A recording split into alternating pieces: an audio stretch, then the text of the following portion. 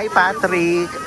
First, congratulations kasi ang dami mong Hakot Award ka for tonight. Isa ka sa, yun nga, maraming mga nakuhang award. So, siguro from doing pagiging influencer, tapos ngayon naman joining a pageant, ano yung mga major na difference na ginagawa mo ngayon and paano ka nag-adjust? Sobrang dami po talagang adjustment kasi po sa totoo lang yung oras tsaka yung pagpo-focus.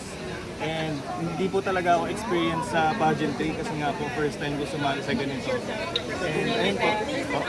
Kinakabahan ka pa rin ba? Kahit na nag-i-influencer ka na and lahat? Opo, kinakabahan po ako kasi po talagang cellphone lang po talaga kaharap ko. Pero ngayon po sobrang dami pong taong kaharap. Kaya kinakabahan pa rin po hanggang ngayon yung dibdib ko kumakalabog hanggang ngayon.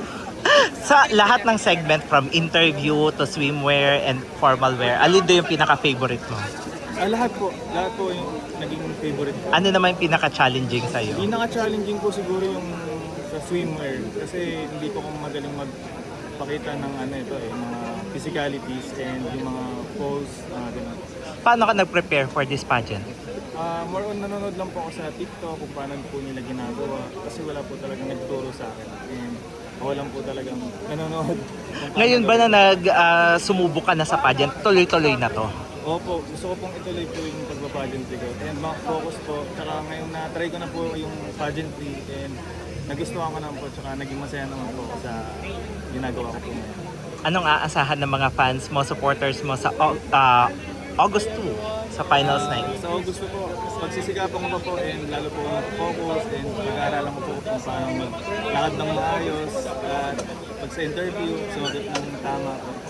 Anong pinaka na-i-enjoy mo sa overall experience mo sa pagsaling to? Yung yung mga candidates po and yung mga tao po sa likod ng Mr. Philippines, parang family na. Shadow man, kukunin ko yung Meron ka bang funny experience? Mga fan facts or funny experience while nag-join dito? May mga parang trivia, fan moments joining. Thank you, gentlemen. Thank you, guys. Mga bloopers. Thank you, media. Lalo na po pag mga video or pictures kasi mga post mo, hindi naman po kami marunong talaga eh. May nagtuturo lang po sa amin. So ano yung unforgettable sa'yo? Siguro po yung mga post na kakaiba, na pangit pala sa pag tinignan mo na sa camera, pangit pala. Ayun po. Okay, invite your fans and followers. Ini-invite ko po na follow niyo po ako sa social media, TikTok, IG, FB, and punta po kayo sa August. Okay, media, meron na po tayong naka-reserve na food para po sa inyo. Thank you, Okay, Patrick. isi-serve na po